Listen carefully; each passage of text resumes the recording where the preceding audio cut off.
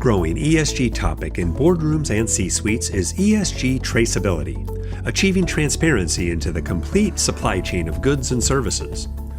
Organizations, and more importantly, their customers and clients, are seeking more transparent, secure, and responsible supply chains. This is about far more than one supplier or manufacturer meeting the organization's ESG standards.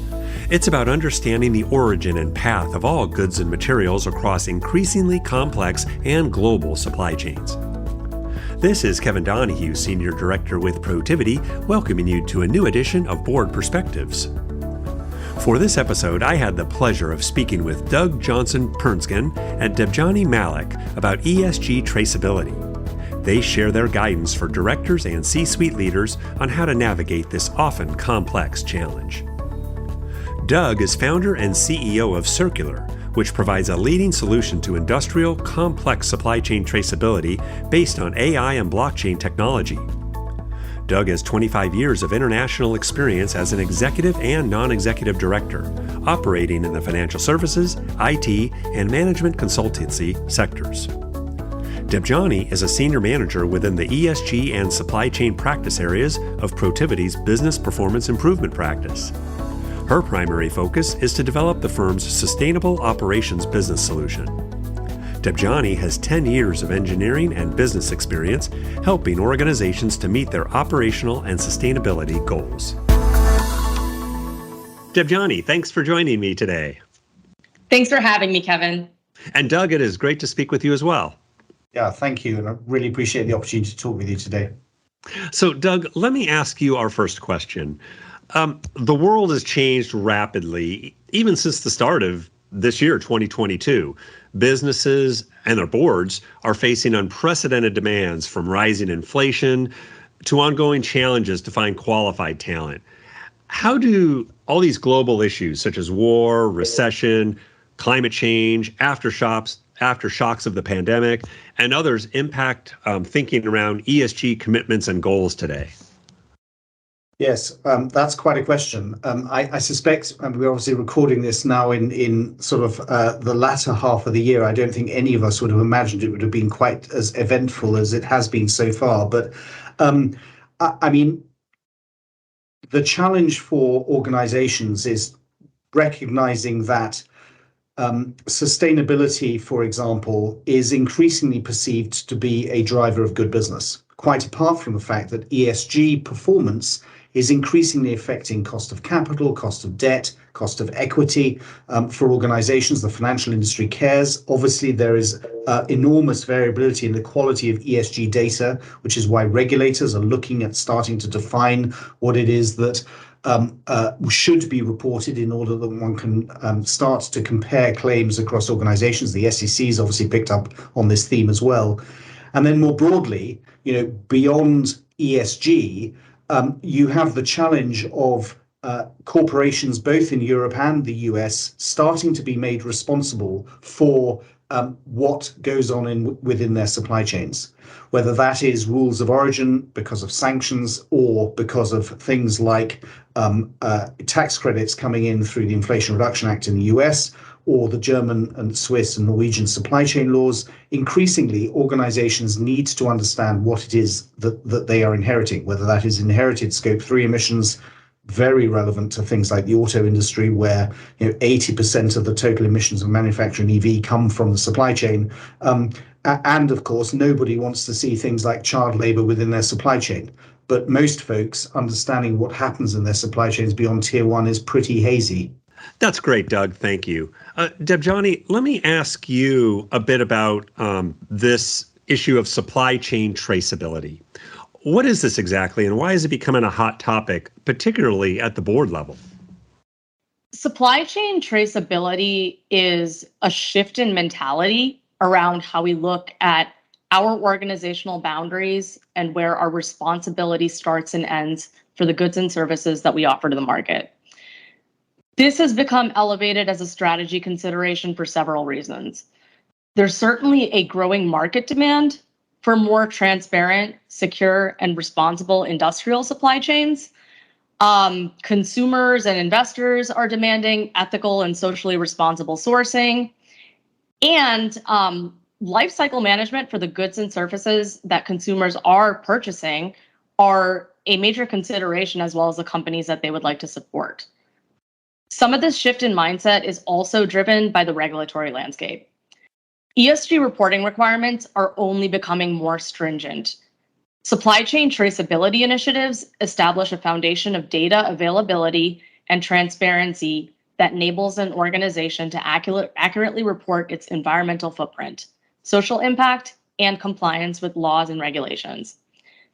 As Doug had mentioned, related to some of the macroeconomic developments in our world today, supply chain traceability has only growing importance in uncertain times, such as the volatile environment that we've been operating in for the last few years. In times of recession, supply chain traceability serves as a vehicle through which you can basically untap opportunities through your relationships in your value chain.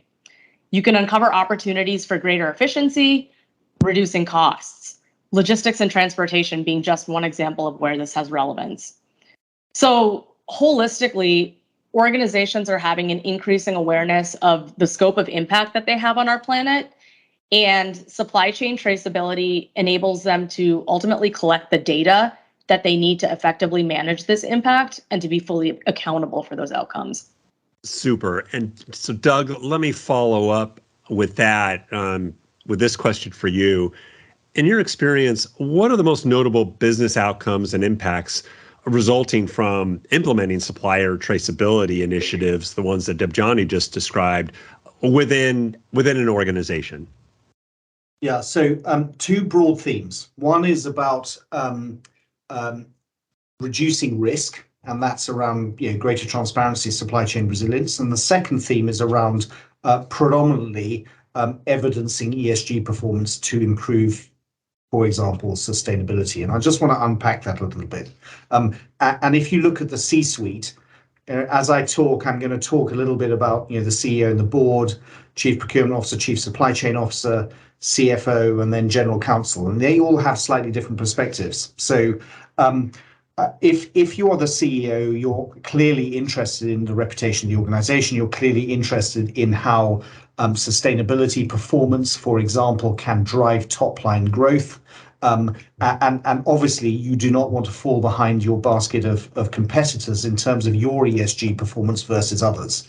And in many industries, given that, certainly in any form of manufacturing, obviously you answer to regulators, you answer to consumers, and of course your shareholders, they increasingly want to see you doing something about it. And most of the problems you've got probably are inherited from your supply chain.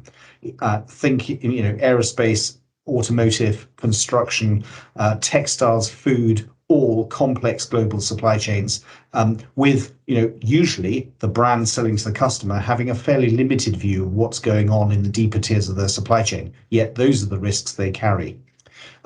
If you're the chief procurement officer stroke chief supply chain officer, clearly you need to try and somehow marry price, availability, and quality now with questions of sustainability. You cannot manage something you cannot measure. So starting to understand who the suppliers are within your supply chain and what you inherit from them, whether that's risks around deforestation or carbon emissions, is increasingly a core part of the role. Most of our customers are, for example, the likes of automotives who now see this as core. Regulators, of course, are driving some of this too. In Europe, we will shortly have battery regulations which will require the issue of a battery passport, essentially a product passport for an EV battery, not just where did the materials come from, but what is the carbon footprint per battery. Flip across the Atlantic to the United States, obviously, an EV tax credit will rely on demonstrating that the raw materials, the physical rock, came from the right countries, and that the majority of the work, the percentage changes over time, the majority of the value added was done within the United States. That's impossible without traceability.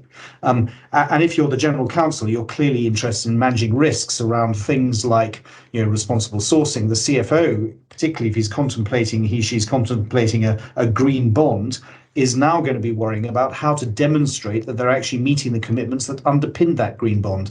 Right now, the likes of Shell and KLM and others are facing class actions from investors in those green bonds saying you're not doing enough, you're not doing what you said you were going to do. So there's a whole range of different perspectives here where demonstrating what you're doing in your supply chain and what you're trying to do to influence that ecosystem of suppliers that you rely on is increasingly core business.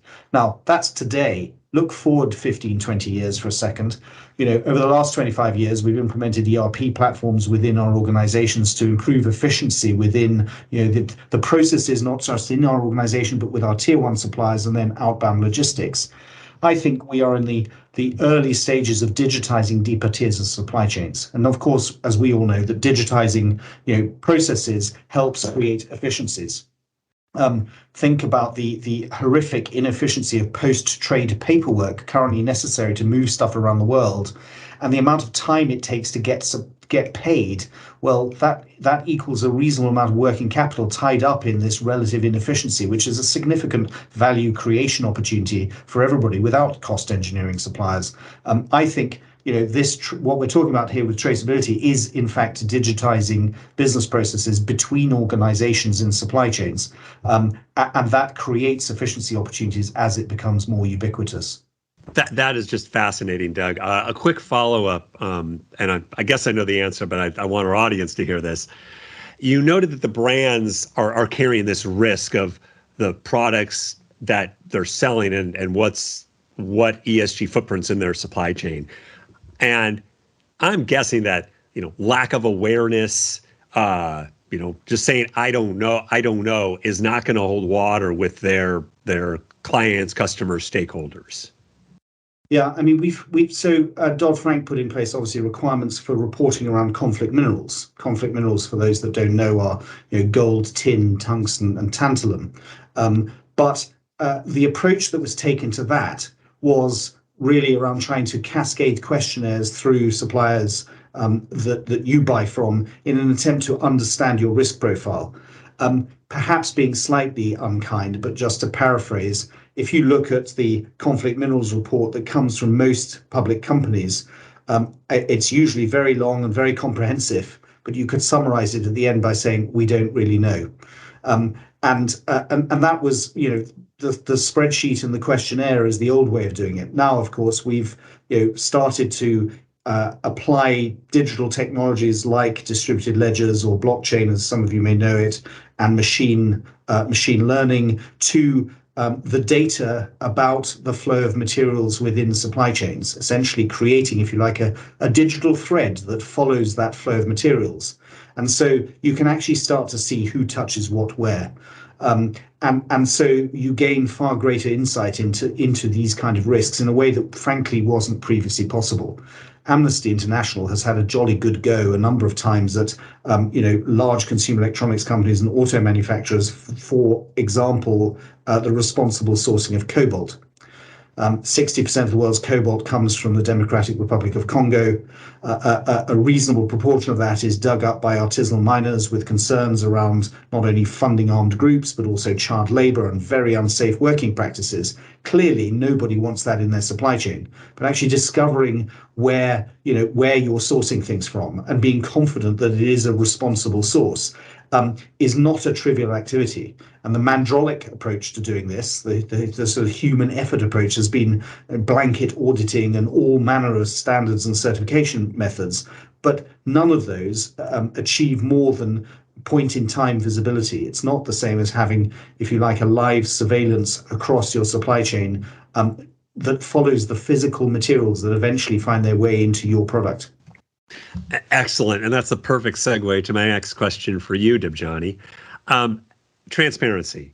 It's a highly valued characteristic for organizations, especially today amid a client and customer base highly attuned to social media chatter, market reviews, and other channels that significantly impact an organization's reputation positively or negatively. What are ways to practice and implement transparency in your ESG strategies, and why is it so important to stay transparent in these areas? So tracking the physical flow of a material as its changing state is challenging and complex.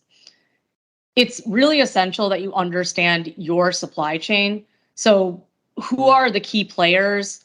What risks are inherent to the geographies in which you and your supply chain partners operate?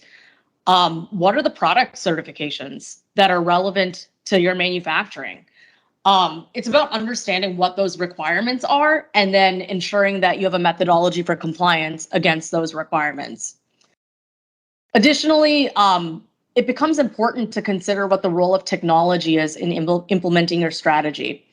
So some topics that come to mind include a digital strategy that could leverage IoT or digital fingerprinting technology. Doug had touched on that previously, to track the movement of goods and services.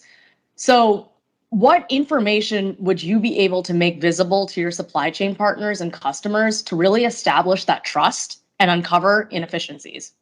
Take Doug's example of blockchain technology. Blockchain technology establishes a shared system of record and enhances data reconciliation across organizations. It helps us to overcome the challenges of integration between partners in increasingly complex supply chains. And what are the benefits? You're able to build trust and confidence of customers while establishing compliance with laws and regulations. And also with your own supply chain partners, you're laying the groundwork for innovation to identify and tap into supply chain inefficiencies. So there's a clear play here from both a revenue and a cost perspective. And Debjani, just to circle back for a moment to the perspective of the board of directors, it sounds like these are questions they should be asking their CFO, their procurement officer. Are we implementing blockchain? Do we have the ability to do digital tracking? Those sorts of questions? Absolutely. I mean, ultimately with the ESG strategy, we're seeing more of a focus on the CFO being the person who's ultimately accountable. But at the end of the day, whatever strategy that we come up with needs to be operationalized. So it is really important to also engage a VP of operations or supply chain. Excellent. Doug, another key area of focus among stakeholders is greenwashing, creating a veneer of being ESG friendly, but without the policies and practices to generate a meaningful impact and results. At the board level, what steps can directors take to ensure management avoids this? And what do directors need to look for, I guess, in terms of red flags or warning signs? Yeah, so I mean, just a little on the context in which where we are sitting today, there's obviously a proliferation and further evolution of both standards, reporting standards, multiples of them, plus also regulations in different geographies. There's a dearth of good primary data and an awful lot of snake oil salesmen promising, wonderful presentation of ESG metrics. And so as a board, it can clearly be quite confusing to understand what to do. Now, I think the first is obviously this is a long-term game. If you're looking at something like, for example, decarbonizing your enterprise, it's something you're going to measure in decades. And so, clearly defining mission, vision, and values of the organization and how things like decarbonization play within that. Establishing clear measurable goals on that journey, and things like TCFD, for example, require that in the UK and some other countries. We now have legislation that requires boards to put forward a decarbonisation plan together with measurable targets that their financial auditors will start to measure against as well. And I see something similar coming across other countries. And then, how do you make sure that you're focusing on things with meaningful impact? An approach that we've seen work successfully in some organization is the creation of cost emissions abatement curves that show what the opportunity for example, emissions reduction are and the relative cost for different parts of the organization or different products that are being manufactured, and then focusing energy going deep into the most polluting or the most high risk. And when I say go deep, that's the opportunities for traceability. That's where you need to gain greater visibility in order that you can make a difference. And so, obviously taking meaningful action ultimately is about building trust and confidence in what you're doing. I think we are at the point at which we're moving from the war of the glossy brochure, and most large organizations have them, to one where folks increasing stakeholders increasingly expect evidence of performance, not just plans. And I think as a board looking at, where are we actually making a difference? How can we demonstrate that we're making progress? I want to illustrate this with one, I think, very good example. Polestar, obviously EV car manufacturer, spin out of Volvo Cars, last year published a life cycle assessment for the manufacture of a car. As a baseline, it was the first car manufacturer to do so. This year, it redid it in order to demonstrate an improvement. And actually, in their latest sustainability report, they reported a 6% reduction in carbon emissions per vehicle produced and able to evidence it. Holding yourself to account by publishing your baseline and showing how you're making progress and evidencing how you're doing it is, in my view, best practice. That's great information. Thanks, Doug. And I want to define one acronym you tossed out there for our audience. The TCFD is the Task Force on Climate-Related Financial Disclosures. A great resource. I will post a link to their website in our show notes. Yes, sorry for nerding out with an acronym. No problem. Debjani, next question for you here. For organizations just starting to come to grips with their supply chains, as well as their ESG challenges, because there are a lot of organizations that aren't advanced in these areas, right? They may just be talking about blockchain, digital technology, et cetera. What does the future look like, and how should they prepare and even start preparing? So there are 3 R's that come to mind: regulation, risk reduction, and resilience.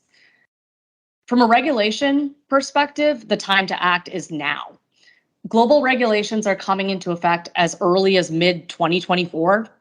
And at that point, all activity in your supply chain is going to be your responsibility. From a risk reduction perspective, the global environment in which we're operating is rife with instability. Doug talked to that to great extent.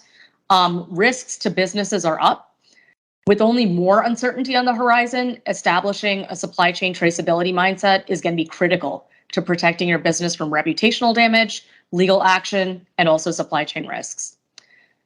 And resilience, leaders in the market are getting grips on their supply chains and ultimately taking more of a resiliency mindset. Your competitive advantage lies in your ability and willingness to do the same.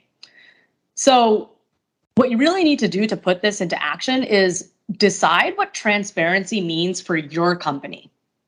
Develop a materiality assessment that captures the most relevant considerations in devising your ESG strategy.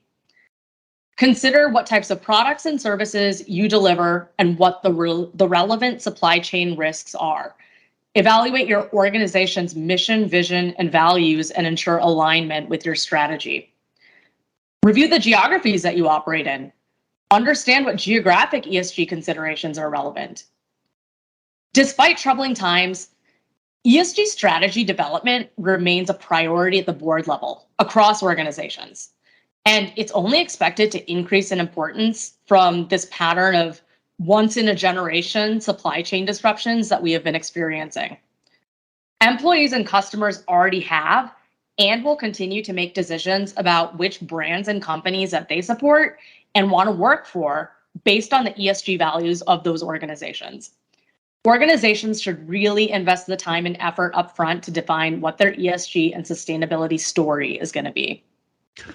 So as we close out our conversation, what one piece of advice do you have for a board member looking to better understand supply chain traceability and the overall ESG landscape in which their organization is running its business?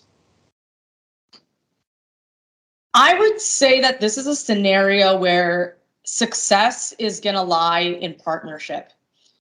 Establishing full data visibility across your value chain can understandably seem overwhelming. And the truth is that it is a significant undertaking. So have an open dialogue. Leverage your supply chain partners, uncover the risks that are most relevant, and work towards solutions around monitoring and managing those risks.